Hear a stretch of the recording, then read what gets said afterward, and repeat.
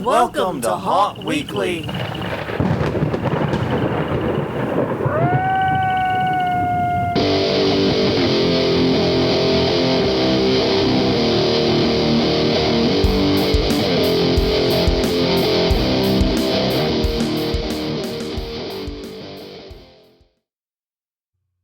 Hello, everyone. I'm Jonathan. I'm Crystal. And this is Haunt Weekly, a weekly podcast without attraction on entertainment community. Whether you're an actor, owner, or just plain aficionado, we aim to be a podcast for you. And now we're living up to the name Haunt Weekly again. Hopefully. It's nice to get another episode. Well, knock on wood. I mean, we're recording it on time. But Yeah. It's nice to have another episode up on the new schedule and getting things done. Mm-hmm. That does feel great. So, but if you want to check out other things that we have done, please go back to the past, to the shitty games that suck ass, and also previous episodes of Haunt Weekly. You can find them at hauntweekly.com or Haunt Weekly on Facebook. YouTube.com/hauntweekly is an easy place for you YouTube files to get all the episodes. Those exist. Don't look at me like that. Also, you can find us on Apple Podcast, Google Podcast, Spotify, Stitcher, wherever you get your podcasts from. We are there. Please, please, please check us out and follow us at all the places we exist. So, Except in real life. except in real life, yeah, that'd be creepy. Yeah, exactly.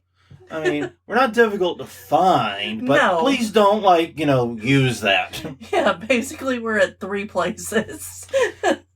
And we're probably going to one of those 3 places after. Yeah. Anywho, work we did for the haunt this week. We actually had a fairly busy week for haunt work, even though it wasn't work inside the haunt. Right, but we did do a fair amount cleaning up the actor area and the backyard in general. Yeah, one of the things that we've had for a while, we've referred to it as the boneyard. Yes. Which is a little too literal of a term in this case. Well, and I think everybody probably has had a boneyard at some point if you have Work a with these plastic skeletons and work with Yeah. plastic. But it's mostly with the plastic skeletons in the yard display. When skeletons break or something falls off of them or whatever, and these are going to do it from time to time. We've been doing this for 20 years. We would take the remnants and put them in a pile in the yard. Yeah, because it's just bones. Never have enough. We are switching homeowners insurance. Yeah. And they... Not by choice. Not by choice. And they requested photos of the yard, and one thing we had to do was clean up the boneyard pile. Now, the good news is, we actually had a great way to do it. Because we went through, and everything where the plastic was still good, we kept. Where the plastic was brittle and falling apart, we threw away. And everything we kept, we moved into the queue line. Mm-hmm. So it's now out of the way, out of the yard. Should be fine. Right, with the other skeleton pieces. Yeah. So it's actually... This is something we'd actually been meaning to do for some time. But just didn't do it. And it's amazing how big a job feels looking at it, but it only took us like a couple of hours. Yeah. Like we could have done this years ago. yeah, we could have done this a long time ago. And it really, and you're right. We looked at the mess in the backyard and been like, this is going to take at least a full weekend. Yeah. We need both days, and we're getting older. We don't have the energy we used to have, and that always just seemed too daunting. Yeah. But a little fire got lit underneath us, and admittedly a very small fire. Yeah. I mean, let's be honest. We were being kind of silly here. But that small fire was enough to actually jump on it. And we've got most of the backyard cleaned out. And like you said, a couple of hours. And yeah, it was pretty intense work. And we needed to break afterward. And we needed to relax. But yeah, it didn't take nearly as long as we thought it would. We're going to finish it next weekend. Mm-hmm. We got more we got to remove. And we're hoping to pick up a couple of yard tools to help get the vine. Oh my God, this vine. Yeah, Ellie asked if it's kudzu. And it is No. not kudzu. It is not. Kudzu, I grew up in South Carolina. I know kudzu. I'm familiar with it. It's got huge leaves on it. Yeah. They're like the size of your hand, almost. Yeah, kudzu does. Not ours. This one has very tiny leaves. We're not exactly sure what the fuck it is, but we know it does not fucking die. Yeah, we've tried everything. And the part of the problem is the actual roots for this vine are on the other side of the fence. Yeah. So even if we completely nuke everything in our, which we have done once or twice, it will come back super quick. So, that's the thing. Yeah, and whenever we changed from taking care of the yard to ourselves to paying somebody to do it for us, they just refused to touch it. And honestly, I don't blame them. Yeah, and actually, Ellie took over that process because I think she was tired of hearing us bitch about how much we hated doing the yard. Yeah, we're not landscapers by any stretch of the imagination. Some people find mowing real life grass very soothing. Mm-hmm. I do not. You would rather do it in a video game. Yeah, exactly. Rather do it in a video game. That said, I have been spying those robot Roomba lawnmowers. Yeah. A little lustfully. Yeah, those look fun.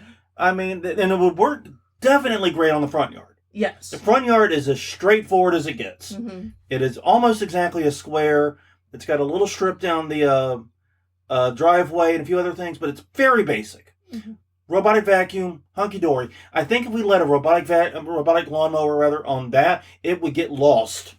Oh yeah, we would find it years later. Yeah, it's like this weekend. I stepped on top of the vines to grab something that was further back, and stepped on a paint tray. Yeah, that doesn't shock me. It wasn't a tray. It was one of the cups, the paint cups that you sit on stuff. Anyway. It shouldn't have. I should have been able to see it. I could not see it at all. Yeah, it's been. This has been a very challenging process dealing with this vine, and part of it is, you don't have to set stuff out there long for it to get consumed. No.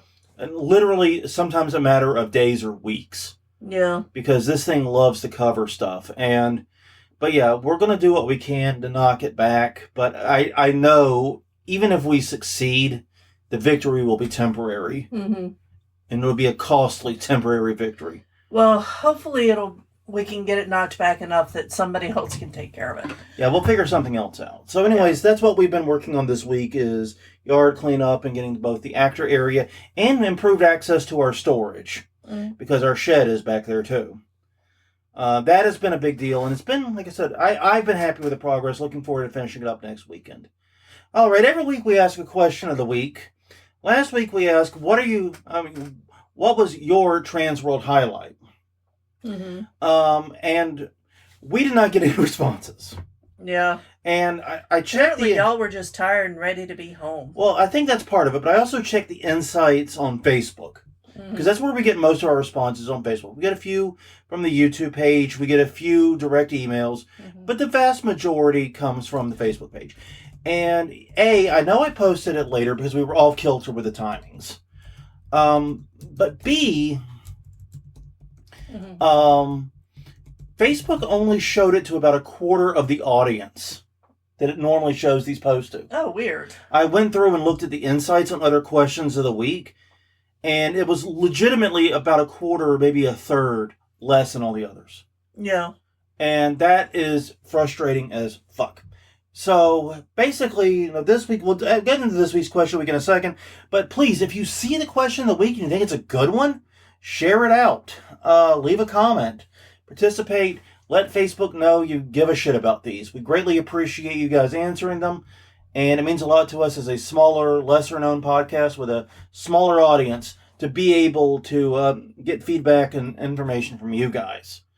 And so on that note, this week's question of the week is... What's the creepiest place you've accidentally wandered into? Yeah, and it's going to fit very well with this week's episode. Yes, it is. What would yours be? Okay, so at the college that I was working at, there was an area. So I was trying to find a place that I'd never been before and wound up in this hallway of lockers and dust and spider webs and bad lighting and no completed ceiling. I've got photos of it that I shared with you. Yeah. Yeah, and I think it doesn't quite qualify as accidental because I was going the correct way. Yeah. But I have extreme creepy memories of the library, the elevator in the McCormick Library in the University of South Carolina. This is one of the oldest buildings in the University of South Carolina. University of South Carolina actually celebrated its bicentennial while I was there. It was founded in the early 1800s. Mm-hmm. And this was the original library building. Now, the library has long since been moved elsewhere. Yeah, I've been to that library and that elevator, and I think that might have been the original elevator. You're not exaggerating that much. Have you ever seen in the movies the elevators that have like the scissor door, the scissor grating on the door? Yeah. Yeah, this is that. Yeah, because it didn't have a solid door that closed. It just had the scissor grates. Yeah. Yeah. And the noises it made were unnatural and unholy. And it felt so weird. And what's so surreal about it is if you go in, and you've been in the elevator too, so, we can share this memory together, was you go past the museum portion. Yeah. And the museum portion is very modern. It's been recently renovated. It's very bright, very museum-like. Yeah. Got the nice flat walls and artwork and other shit hanging on it.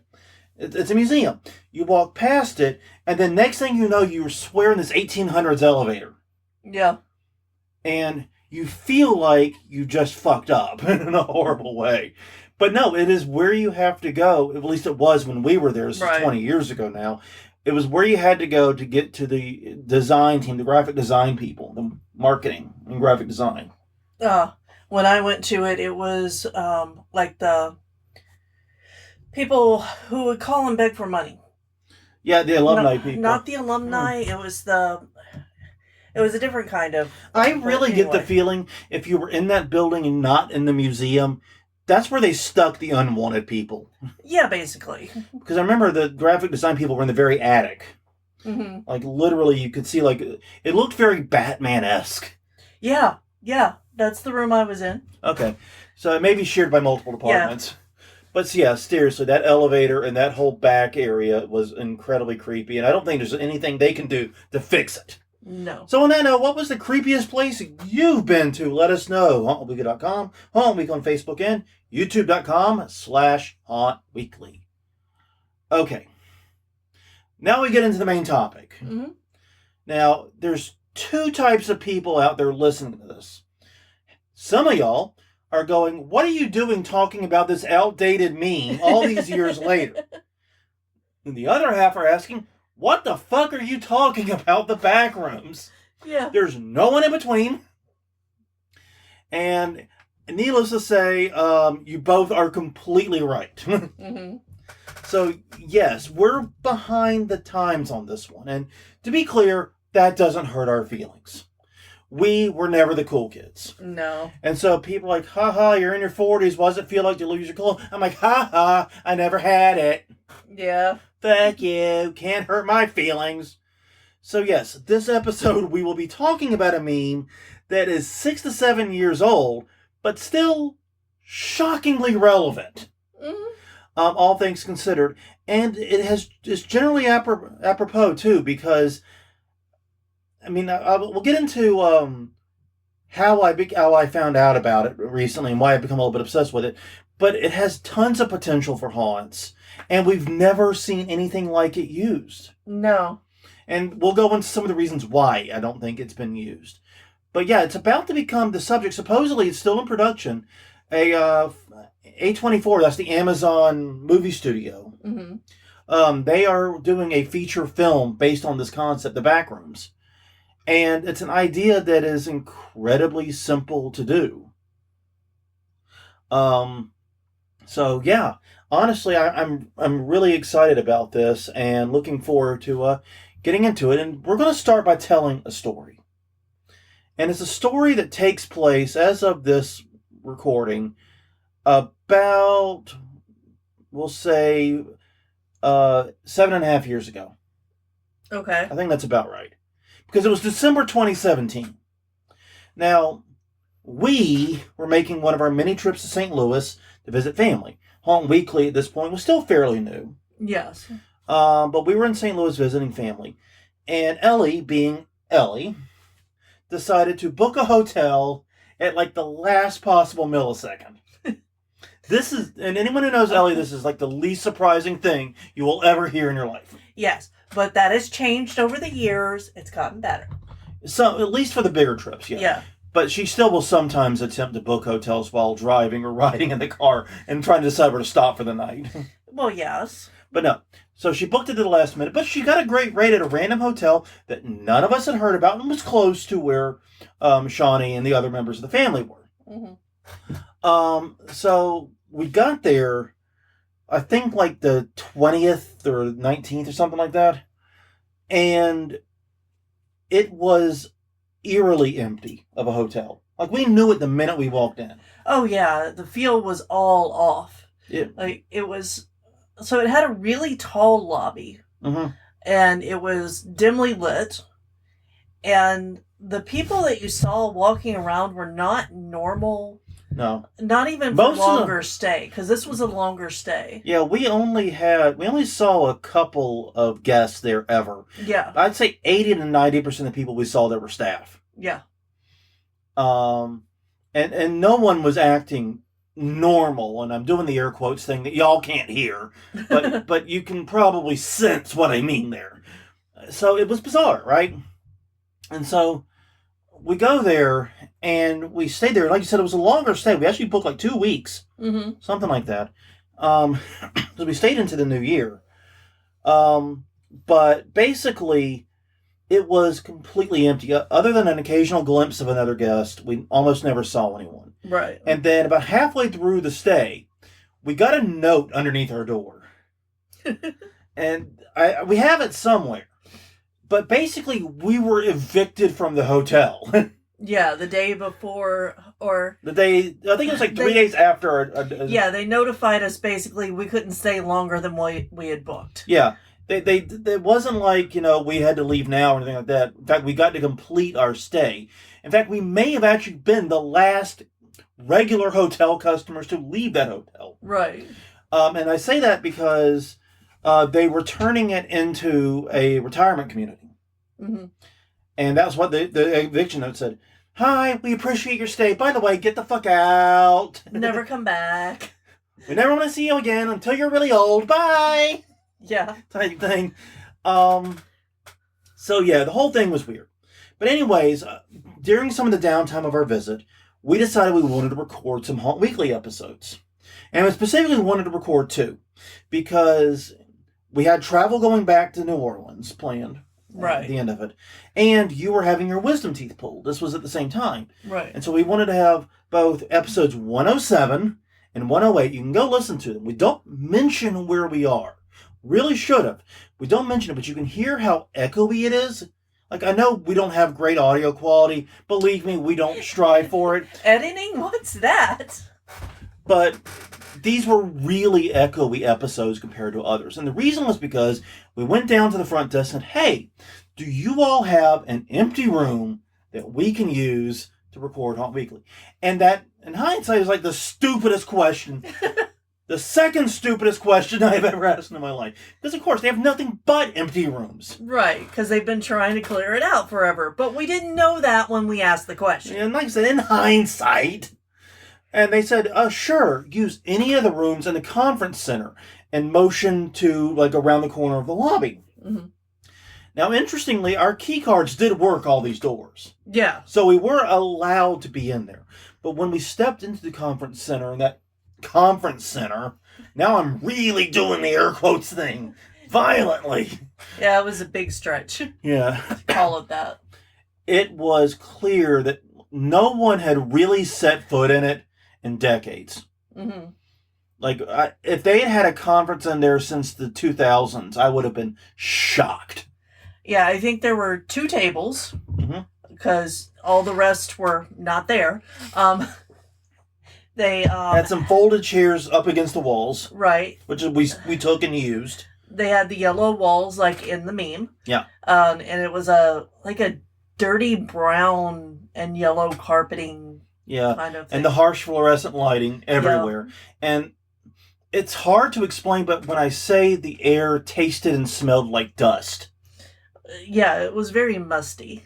It tasted wrong. It smelled wrong. It looked wrong. Yeah, everything about it was wrong. Because, yeah, it did have the harsh fluorescent lighting, but the things covering them were yellowed with age. Yeah, it was very, very bizarre, and it wasn't like we had a hard time seeing. No. There was plenty of light, but it was incredibly disconcerting. And I remember feeling so incredibly uncomfortable in that space that it was like I just couldn't wait to get out.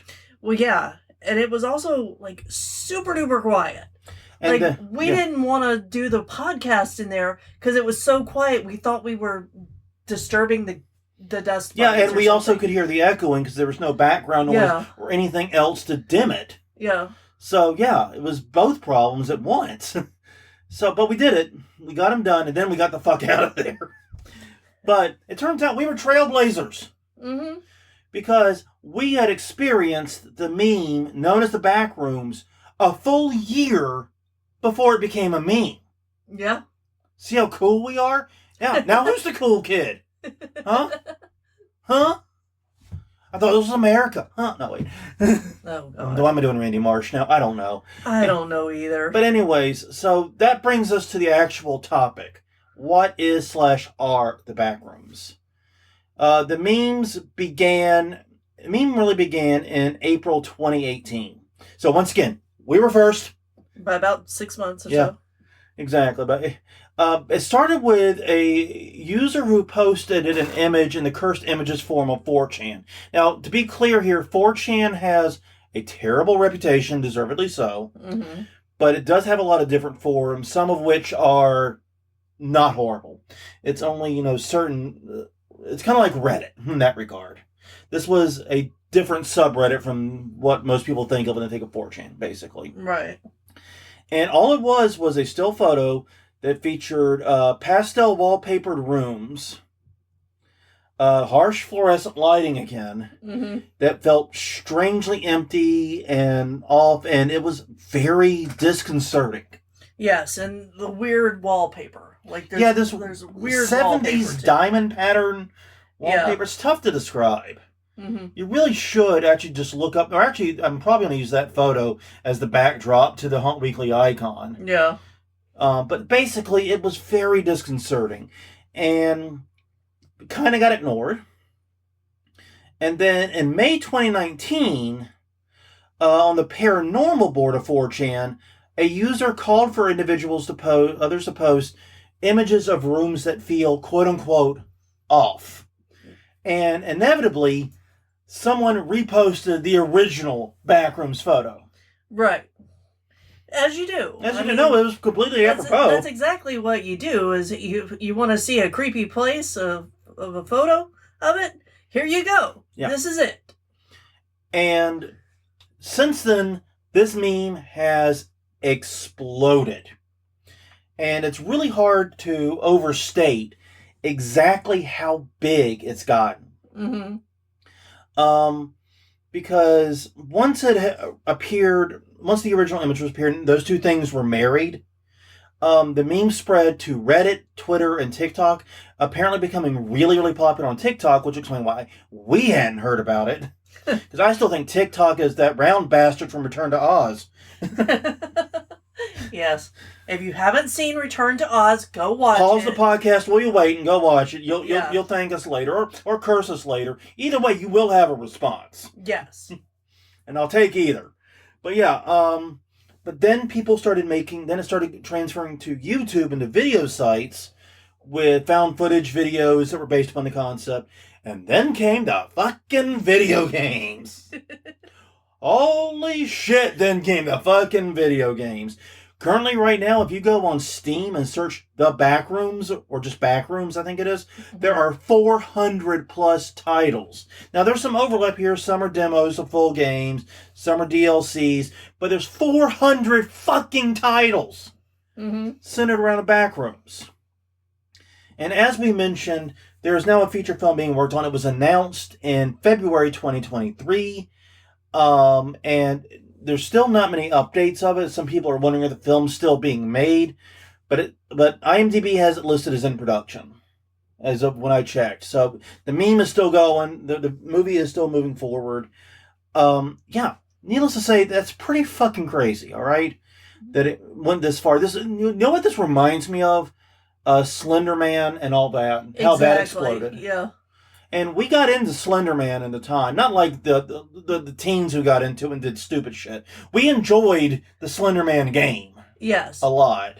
Playing alone in the dark. I remember we played it until my laptop died after a hurricane power outage. Yeah. Like one of the minor storms blew through, and we knew it was going to be enough to knock out power, but not much else. Mm-hmm. Lo and behold, it knocked out power. So we sat there in the dark of the night on a laptop, running on battery, playing Slender Man. Yeah. We're those fucking idiots. So yeah, this reminds me of Slender Man and the way it took off and got all this attention, seemingly based on very little. Mm-hmm. So yeah. Now, one interesting fact is they did actually find the location the photo was taken. It's in Wisconsin. They didn't say exactly where. By the way, a lot of this information is coming from knowyourmeme.com and links from it. Mm-hmm. So if you want to look up more information, that's where I would start. It's a great place to start when you're looking up with this. But yeah, they found the actual place in Wisconsin, and they were able to get more photos of it. So yeah, basically it the mystery of where this was taken seems to have been solved, but that hasn't lessened this idea of eerie rooms that look like they're abandoned, but clearly haven't been complete. You know what I mean? Yeah. And that's the thing that's kind of weird. It's like we live in New Orleans, right? So we see photos and images all the time from the abandoned Six Flags that's now being torn down, finally. But we would see photos of that all the time. That's not the same feeling. No, because you know that that's abandoned. This one looks like people just disappeared from it. Yeah, yeah. Or it looks like someone's setting this up as a human trap. Yeah. You know what I mean? It feels wrong. It's like you said, Six Flags and abandoned places feel abandoned. You can see the degradation. You can see the damage. And the Backrooms, nothing's damaged. Right. Nothing's broken. All the lights work. All the walls look intact. But it's very clear that this space has not been used for anything in a very long time. It looks abandoned, but has no obvious signs of abandonment. Right. And the original one, it actually looks really clean. Yeah. You know, there's not a lot of dust or anything. It looks like it's ready for somebody to rent out and move in. Yeah, it looks like someone in the 1970s had an office in there. They left, and no one else entered it, but they maintained it as part of the rest of the building. You know? Mm-hmm. And it also reminds me a little bit of sometimes, every once in a while this will happen, where someone will find like a 1990s Taco Bell that was shut down. Yeah. But maintained still, or that some basic upkeep was done. So it looks like you're walking into a 1990s Taco Bell with no people. Yeah, it's just weird. It's such a bizarre feeling. Mm. And I think that this is a type of fear, because it's very guttural. Like, you don't get sent screaming by it. You just feel the little hairs stand up. You feel the weird energy in the room. It feels wrong. It feels, it's so hard to describe. And I have a feeling most of you are like, yeah, we know. We've all felt it. But it's my job here to try and communicate what I'm feeling, and it's impossible. So, yeah, I think this is something that haunts can and should play with if possible. Now, the reasons are it's a very different feeling than most haunts get. Most haunts, including us, work very simply on distract, startle, you know. Yeah, and we have such a small space that we have to hit hard, hit fast. Yeah. But if you had a really big place, then this is another type of feeling or scare you could put in. Yeah, like we've talked about varying your scares over your haunt if you have the space. Yeah, if you have the space. Because this isn't a startle. No. This is very much a quick feeling. I guess you could incorporate a startle into it if you wanted. Yeah. Especially if you have, like in the original photo and the others where you have a lot of blind corners. Because that's one of the other elements of it. Mm-hmm. Is you can see there are a lot of places for stuff to quote-unquote hide. Mm-hmm. Even though it's not hiding. It's just you can't see it from the room you're in. Mm-hmm. So, yeah, this isn't a startle. This is a queasy, uneasy feeling. We don't belong here. Yeah. Like, imagine if you're going through your haunt, you know all the noises, and then you come into a room that has been soundproofed and looks completely normal, but is empty. Just nothing going on. And you can tell that something was here, Yeah. I think. They didn't just build this and never put anything in it, did they? You know? Mm-hmm. That'd be weirder. Yeah. But yeah, it's a feeling, of making a mistake. Yeah. Of being somewhere you shouldn't be. It doesn't require actors. Don't have to worry about sound. In fact, the quieter, the better. Exactly. If I were going to have any sound in a backroom scene, it'd be the hum of fluorescent lighting. Mm-hmm. That low hum that you can barely hear. I can barely hear it at all because it hits right at a shitty range of hearing. But like most people can just barely hear and it barely registers. And yeah, and it's an amazing change of pace. And here's the thing. I noticed when we were walking around the lobby parts that were more traveled in that hotel, when we got into what I'm calling now the back rooms, because it sure as fuck felt like them. Yeah, it did. When we got in there, our pace slowed. Exactly. We were not. We're both fairly brisk walkers. We like to move it. Yeah, but no, and I think this would help with, like, if you needed to slow people down, this would be an option. It's the opposite solution. Instead of slowing people down by making it turnier and mazier, or putting stuff in front of them that they have to push out of the way. Instead of the usual technique, overload them with choice. Yeah. Which is really what it is. Because that's the thing. You walk into one of these rooms, you can go any fucking where you want. Mm-hmm. And it's pretty clear, like if you look at the original background photo, it's pretty clear where you're supposed to go even. Yeah. But there's so much choice, it's overwhelming. And I know that when we were in those rooms and exploring them, we slowed to a fucking crawl. Mm-hmm. Like, it took us forever to find the room we ended up actually working in, because we had to find a room with the tables and the chairs and so forth. And that was not the first room we looked in. No, it wasn't. It took us like 15, 20 minutes to check out 3 or 4 rooms, because we were moving that slowly. It's a hell of a change of pace. And I think that it's a potential idea, especially if you are a haunt with a lot of square footage and maybe not a lot of ideas for what to do with it all. This might be something really worth looking into. Now, that said, I do have reasons for being skeptical of it working. Right. And these are my taking what I said and then couching it moments. Mm-hmm. One is that I don't know how this is going to fly with a crowd of people. No, because as soon as you put more than a couple of people in it, it no longer feels like a back room. 1 person, holy shit. 2 people, still holy shit. We can testify. Mm-hmm. 3 people, probably still holy shit. But once you got Scoob and the gang in there... Yeah. I have a feeling it's not going to work as well. This would not survive a conga line. No, not at all. It would not survive a group of like 8 people. Mm-mm. But if you do smaller groups, we'll say 4 or less to be safe, this could work really, really well. And the reason I think is quite simple. A place can't be abandoned with people in it. Exactly. You're not people. To me, you're not people. To you, I'm not people. Right. But now we're with strangers in this place. Mm-hmm. Those strangers are definitely people. Exactly. And now there are people in this place other than the not people. And therefore it's not abandoned anymore. It kind of loses some of that edge. And I do think that while this will help with runners, as we have seen in our haunt, nothing you can do completely discourage runners. No. Some are going to hit this and just make a beeline through it and not slow down and not pay attention and not get the impact.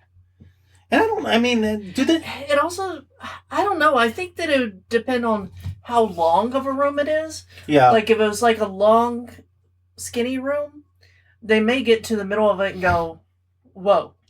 Where'd everybody go? Where the fuck am I? You know? Did I just run into the storage room? Yeah. Am I supposed to be here? Is this an actor area? Yeah, it might work. See, it could also work. Yeah. Especially for individual runners. Because I think one of the major problems, this goes back to the pack mentality here. Right. But like when you get like a group of people who are running, God help us all, they tend to all push each other. They do. Sorry. Go ahead. No, I want to hear it now. I'm just remembering the tornado of runners, the ones that were pushing themselves in a circle throughout the haunt. Hitting every corner. Yeah. As they passed. Oh, God, I remember them too. That sadly was before we had decent security cameras. Yeah. I would love to share that one with y'all. Yeah. And the other problem is it's clearly not a efficient use of space. No. This is a lot of emptiness. Yeah, but if you have one of those areas that you don't know what to do with, like every haunt has that problem area. And we've talked to multiple places that have, unless you've built from the ground up and planned every inch of it, yeah. You're going to have that area. And you know which one I'm talking about. It gives you headaches every year because you want to change it, but you don't know what to do with it. Well, here's another idea for it. Yeah. So it's a potential idea. And perhaps my weirdest fear when I wrote these notes out was if it does work, it may confuse people a little too much. Mm-hmm. Especially if that transition's like really harsh. Like if you went from a swamp to a backroom scene. Yeah. It'd be like, did I just walk into the actor area? Yeah, exactly. Or is this the office? From the butcher scene to a completely clean office now with no furniture. What you could do is if you could transition it a little better, say from like a supermarket scene or like a store scene to a backrooms. Yeah. That could work. But yeah, if it works properly, it's going to create a ton of confusion. And that, like I said, that could create some throughput disasters. Mm-hmm. And it could also really hurt the customer experience. Especially if they have to find someone and they have to break character that, you're on the right way, type thing. Well, I think that's why you do build a startle into it from behind to flush them towards the exit. Always scare from behind. Yeah. All right. So, how to make this work? Mm-hmm. This was the part we had the most interesting conversations about. Because we tried to, if we were going to do this, how would we do it? And we ended up, much beer was consumed in this conversation. One is make the spaces look modern-ish. Yeah. But abandoned. If you go back to the original photos and to the other ones of the meme, they all look to be about 50, 60 years old. Yeah, something like that. But also, I think just making it really out of place for the rest of the haunt. Mm-hmm. Some people aren't going to get it. Some people will. But I think that is probably more important than making it look really modern. Yeah, I don't think it has to look modern. In fact, I don't think it should. Because one of the reasons I think the Backrooms photo is so unsettling is nobody sees that color carpet or that wallpaper in the year of our Lord 2025. Yeah, so go back a decade and see what was popular for decorating. Yeah, or even go back for a little bit further if you want. I mean, basically find designs that look like they would have fit into an office a long time ago. Mm-hmm. It's a modern layout. By modern layout, I mean you're going to have the standard office walls and doors and things. Yeah, I know what you would do. You would put up cubicle walls. Put up the cubicle walls. Then you've got an actor playground in there, but it feels creepy. And if you wait until the people get halfway through, then you've got them in. It gives them enough time to feel the feeling like they shouldn't be there. But a cubicle labyrinth. Yeah. Combined with office style fluorescent lighting, wallpaper, and otherwise nothing else but the cubicle walls. And I bet with the way work from home is and everything, there are some places you can find cubicle walls on El Cheapo right now. Oh yeah, definitely. Because there's got to be places looking to get rid of fucking those. Because even the places that are doing RTO are often transitioning to open office, which fuck you, open office. Nobody likes you. Go away. No, that is a terrible idea. Nobody likes open office. My anxiety goes to 8 million just thinking about it. Yeah, I'm glad that I left the job I was at before they went and implemented that plan.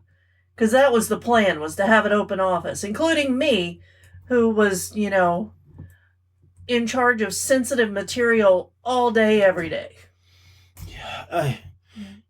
Speaking of the back rooms, right? While we're on this topic, but yeah. But like I said, the main thing is to be almost completely empty and feature a lot of blind corners. One of the reasons I think your cubicle idea is amazing. I think that's excellent. No. And I was actually thinking a lot, because one of the memories I have of those episodes was the taste and the smell. It's so weird. It was stale, dusty air. Yeah. You know what I mean? It felt wrong to breathe it. Because we're so used to either fresh outside air or very conditioned and coordinated inside air. Anything in between feels wrong. And so I actually went on Froggy's Fog site to see if they had any scents that might bring it. I do not know these scents. These are just suggestions based upon the names. But some of the ideas I came up with were mothball. Because that does feel about right. Mothballs have that grimy, dusty smell thing. It's hard to explain. It is. But mildew. Mildew, I think, is probably going to be the winner, honestly. Yeah, mildew, and if they have a musty scent. And that's why I put urine in there. Yeah. Because there's your must. Yeah. Yeah, I really think one of those three, or a combination thereof, could really get the scent down and make it feel... Now, obviously, you can't have this be overpowering. Right. So I would look deep into their smell delivery systems.